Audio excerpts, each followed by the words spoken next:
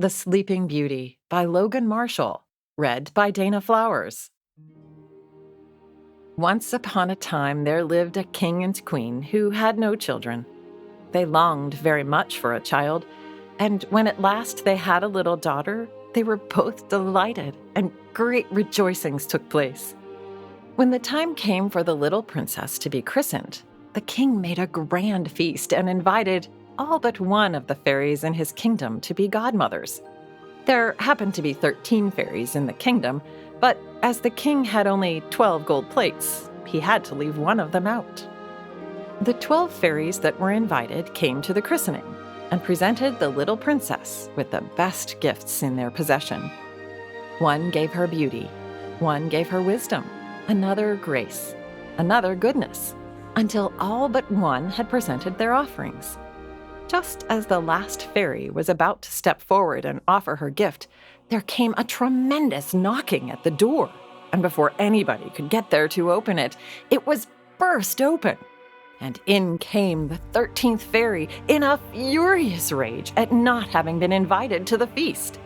When she saw all the gifts which the other fairies had presented the child, she laughed and exclaimed, "A lot of good all this beauty and virtue and wealth will do to you, my pretty princess. You shall pay for the slight your royal father has put upon me." Then, turning to the terrified king and queen, she said in a loud voice, "When the princess is 15 years old, she shall prick her finger with a spindle and die." Having said this, she flew away as noisily as she came. The king and queen were in despair, and the courtiers stood aghast at the terrible disaster, while the little princess began to cry piteously, as if she knew the fate in store for her. Then the 12th fairy stepped forward. "Do not be afraid," she said. "I have not yet given my gift. I cannot undo the wicked spell, but I can soften the evil. The princess, on her 15th birthday, shall prick her finger with a spindle, but she shall not die. Instead, she shall fall asleep for 100 years. "Alas!" cried the queen. "What comfort will that be to us? Long before the 100 years are past, we shall be dead, and our darling child will be as lost to us as if she were indeed to die." "I can make that right," said the fairy.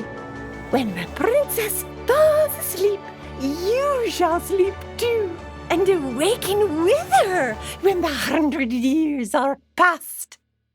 But the king still hoped to save his daughter from such a terrible misfortune. So he ordered all the spinning wheels in his kingdom to be burnt or destroyed, and made a law that no one was to use one on pain of instant death. But all his care was useless. On her 15th birthday, the princess slipped away from her attendants and wandered all through the palace. At last, she came to a tower which she had never seen before, and wondering what it contained, she climbed the stairs.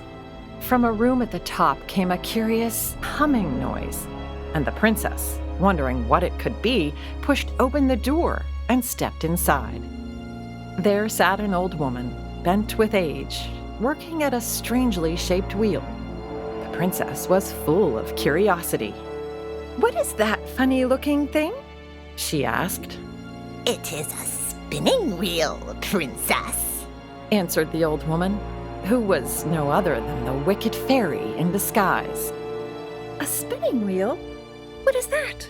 I have never heard of such a thing," said the princess. She stood watching for a few minutes, then she added, "It looks quite easy. May I try to do it?" "Certainly, gracious lady," said the wicked fairy, and the princess sat down and tried to turn the wheel. But no sooner did she lay her hand upon it than the spindle, which was enchanted, pricked her finger, and the princess fell back against a silk-covered couch, fast asleep. In a moment, A deep silence fell upon all who were in the castle. The king fell asleep in the midst of his counselors, the queen with her ladies-in-waiting. The horses in the stable, the pigeons on the roof, the flies upon the walls, even the very fire upon the hearth fell asleep too. The meat which was cooking in the kitchen ceased to frizzle, and the cook, who was just about to scold the kitchen boy, fell asleep with her hand outstretched and began to snore aloud.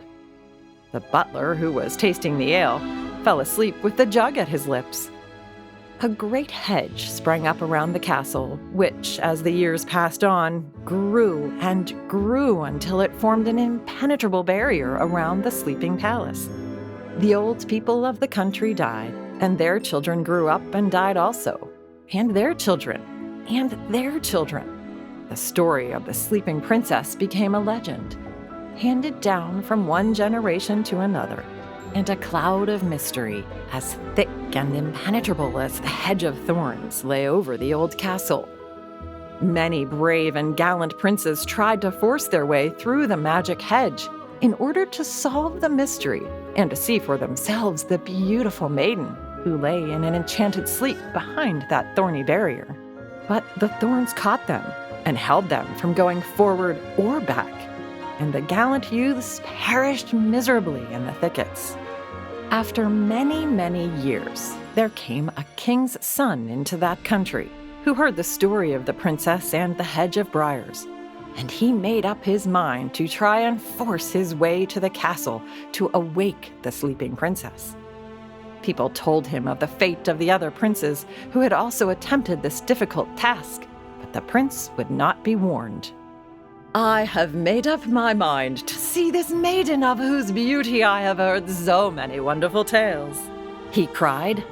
"I will force a way through the hedge of thorns and awake this sleeping beauty, or die in the attempt." Now, it happened that this day was the last day of the 100 years, and when the prince came to the thicket that surrounded the castle and began to push his way through, he found that the briars yielded readily to his touch. The thorns had all blossomed into roses that scented the air with fragrance as he went by. Primroses sprang up before his feet and made a pathway to lead him straight to the castle gates. And the birds suddenly broke forth into singing, as if to tell the world that the 100 years of enchantment were over, and the princess was about to be awakened from her long sleep. The prince passed through the council chamber, where the king and his counselors were sleeping, through the room where the queen and her ladies slept. He passed on from hall to hall, climbed from stair to stair, until at last he reached the tower chamber where the sleeping princess lay. For a moment he stood and gazed in wonder at her lovely face.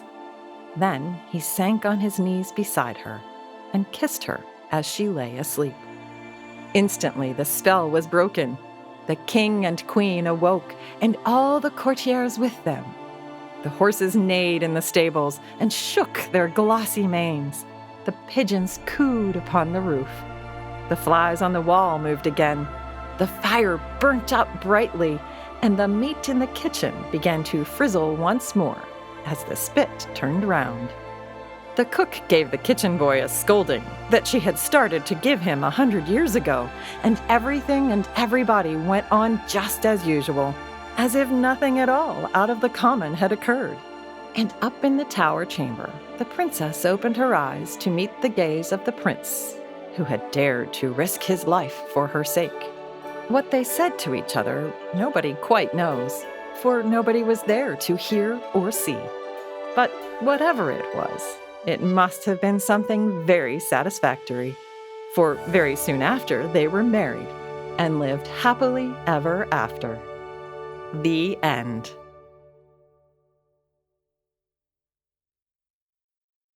A production of We Are One Body Audio Theater.